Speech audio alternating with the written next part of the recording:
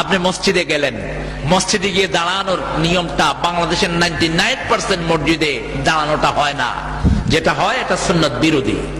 সাহাবায়ে কেরাম দাঁড়াতেন পায়ের সাথে পা মিলিয়ে, মধ্যখানে কোনো ফাঁক থাকতো না।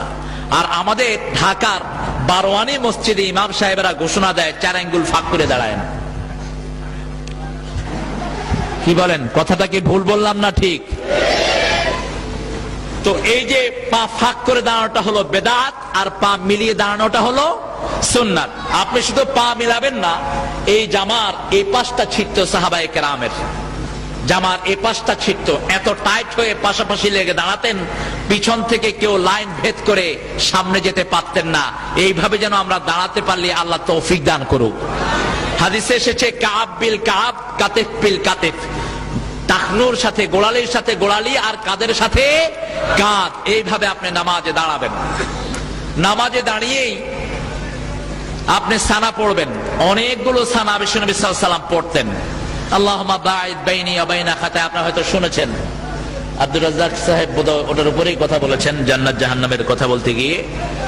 তো দোয়াগুলো প্রায় 8 রকমের দোয়া পড়তেন মুহাম্মদ সাল্লাল্লাহু আলাইহি ওয়াসাল্লাম। এর মধ্যে কখনো কখনো ইস্তেগফার পড়তেন, ইস্তেগফার, আস্তাগফিরুল্লাহ রাব্বি মিন কুল্লি যামবি ওয়া আতুবু ইলাইহি। কখনো কখনো সুবহানাল্লাহ, আলহামদুলিল্লাহ, আল্লাহু আকবার পড়তেন 33 বার করে।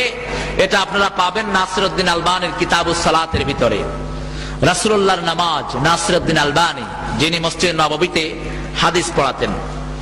এরপরে আপনি নামাজের মধ্যে সবচেয়ে বড় যে বেদাতটি আমাদের দেশে দেখা যায়, সেটা হলো সালাম ফিরানোর পরেই কিছু মাসনুন দোয়া আছে যেটা বিশ্বনবী সাল্লাল্লাহু আলাইহি ওয়াসাল্লাম করতেন। সেগুলো না হয়ে আমরা সালাম ফিরানোর পরেই সবাই কি করি?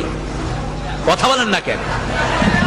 হাত তুলে মোনাজাত হয়, এবং এত জোরে জোরে ইমাম সাহেব দোয়া পড়েন যে যাদের নামাজ যারা পড়ছে তাদের পর্যন্ত ডিস্টার্ব হয়।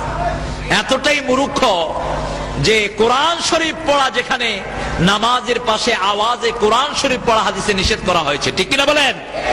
কোরআন শরীফ যদি কেউ আওয়াজে পড়ে তাহলে সেখানে তার গুনাহ আছে না নাই? গুনাহ হবে। সেখানে আপনি কিভাবে দোয়া করছেন? বরং সালাম ফিরানোর আগে যে দোয়াগুলো, এই দোয়াগুলো অধিকাংশ জায়গাতে পড়া হয় না।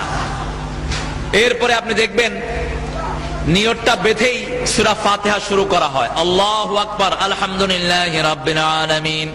তার মানে সানা বোধহয় বাড়িতে পড়ে আসছে, সানা মসজিদে আর দরকার নেই। এ হলো অধিকাংশ জায়গার অবস্থা।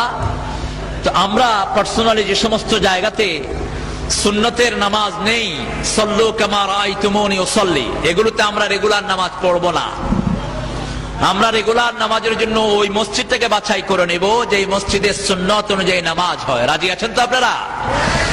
এরপরে রুকুতে, সেজদাতে, রুকু থেকে উঠিয়ে অতক্ষণ দাঁড়ানো